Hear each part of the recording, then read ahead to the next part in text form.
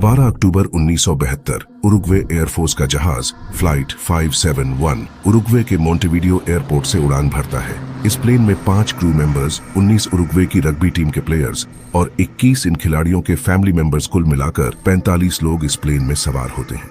इस टीम को जाना था चिले देश की राजधानी सैंटियागो में, जहां इनका एक मैच होना था। लेकिन रास्ते में आती है दुनिया की सबसे लंबी mountain range, Andes mountain range. 12 अक्टूबर के उस दिन पहाड़ों में तेज तूफान आ जाता है, लेकिन अगले दिन ठीक 13 अक्टूबर 1972 को इस तूफान की वजह से ये प्लेन बुरी तरह क्रैश हो जाता है और अचानक कहीं गायब हो जाता है।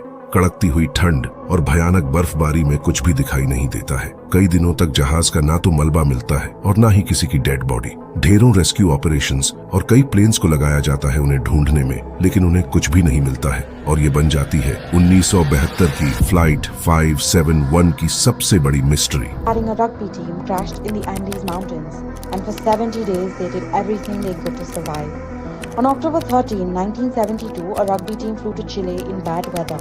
The plane hit a mountain range and crashed in the middle of a snowstorm. 12 अक्टूबर 1972 को उरुग्वे का प्लेन 571 अपनी उड़ान भरता है। 13 अक्टूबर यानी अगले ही दिन इस जहाज ने दोबारा अर्जेंटीना से उड़ान भरी।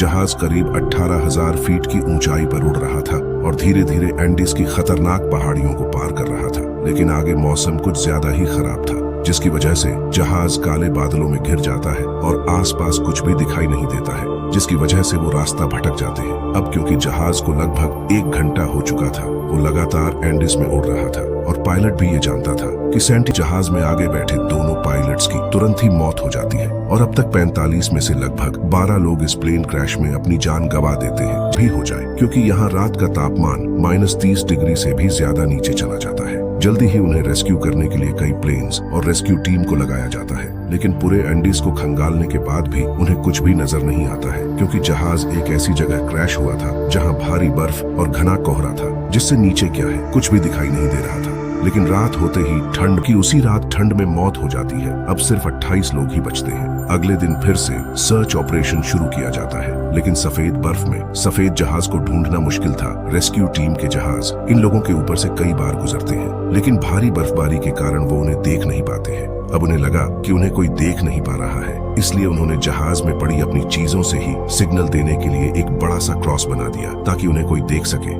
उस दिन इनके ऊपर से एक के बाद एक 3 बार जहाज गुजरते हैं, लेकिन अफसोस किसी ने भी इन्हें नहीं देखा।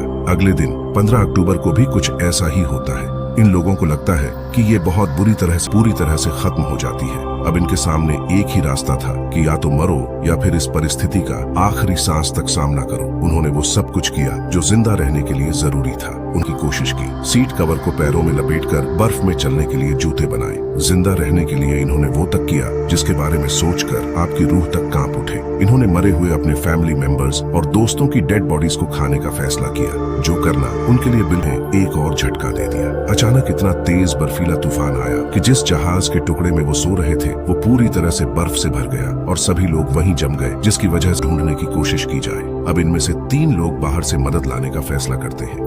ये तीनों ठंड से बचने के लिए एक साथ कई सारे कपड़े पहनते हैं और मांस के कुछ टुकड़े लेकर निकल जाते हैं। इन्हें चलते चलते कई दिन लग जाते हैं और वहीं दूसरी तरफ 59 दिन बाद 11 दिसंबर को एक और तूफान आ जाता है और अब सिर्फ 16 लोग ही जिंदा बच पाते हैं। लेकिन वहीं ये 3 लगभग 9 दिनों तक लगातार चलने के बाद उन्हें एक नदी दिखाई देती है। जहां इन्हें नदी के पास कुछ लोग दिखते हैं। ये उनसे मदद मांगते हैं। वो शख्स एक कागज में एक पेन को लपेटकर नदी के दूसरे किनारे फेंक देता है और ये लोग कागज पर उनके अभी तक जिंदा होने के बारे में